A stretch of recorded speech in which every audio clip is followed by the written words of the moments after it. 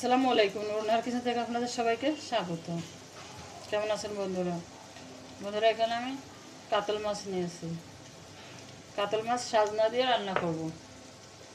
রমজানের দিন জানেন তো, সেহরিতে খুব একটা ভালো লাগে না কিছু, তাই এক একদিন এক একটা রাখতে চাই। একদম কম তরকারি কিনি, অল্প তরকারি দিয়ে মাছ রান্না করব। মাছে আমি হলুদ লবণ মাখিয়ে নিয়েছি। মাছ আমি খুব ভালো করে ধুয়ে নিয়েছি।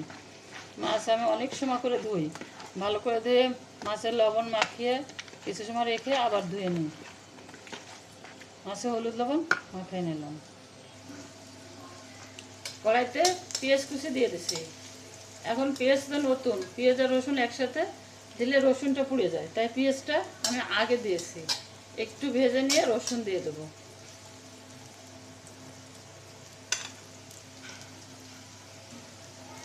দিয়ে দেবো রসুন কুচি, লাল লাল করে ভেজে নেব।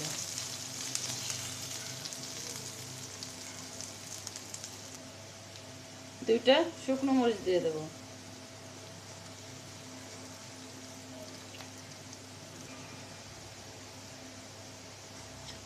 পেঁয়াজ রসুন মরিচ একসাথে ভেজে নিচ্ছি, এখন তুলে নেব।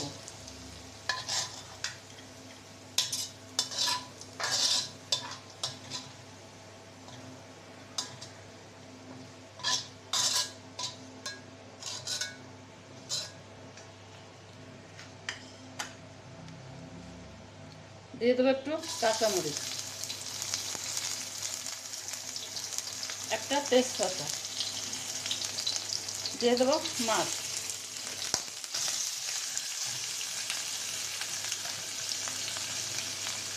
একটু তেল কম দিয়ে রান্না করব। তেল সবাই পরিহার করতে চায়, আমি অসুস্থ, এই জন্য আরও তেল কম দিয়ে রান্না। মাছগুলো কষিয়ে নিয়েছে, এবার শাকনাগুলো দিয়ে দেবো।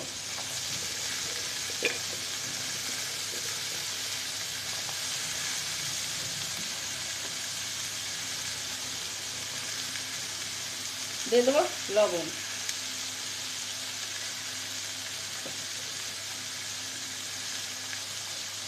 হলুদ,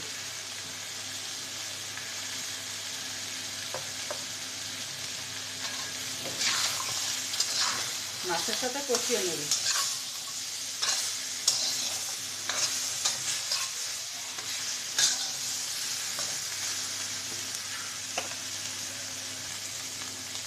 শাকনাগুলো সিদ্ধ হওয়ার জন্য পানি দিয়ে দেবো।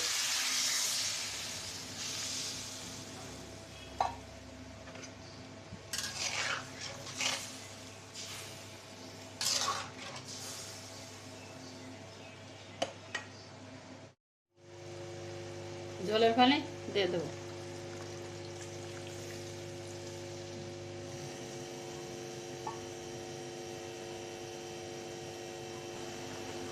ভেজে রাখা বেরেস্তা বেটে নিয়েছি, এবার দিয়ে দেবো।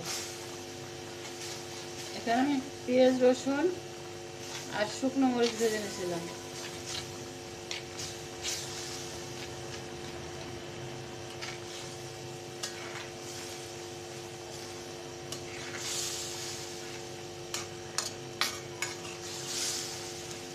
সাজনা দিয়ে কিন্তু মাছ রান্না করলে মজা লাগে অনেক।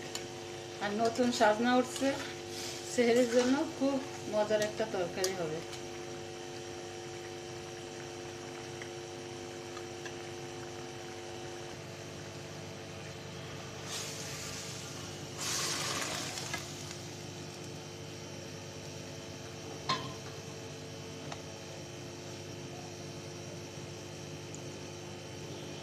ধনে পাতা আছে, কিন্তু ধনে পাতা দিলাম না, এমনি ভালো লাগবে, এটা সেন্ট থাকবে না ধনে পাতা দিলে।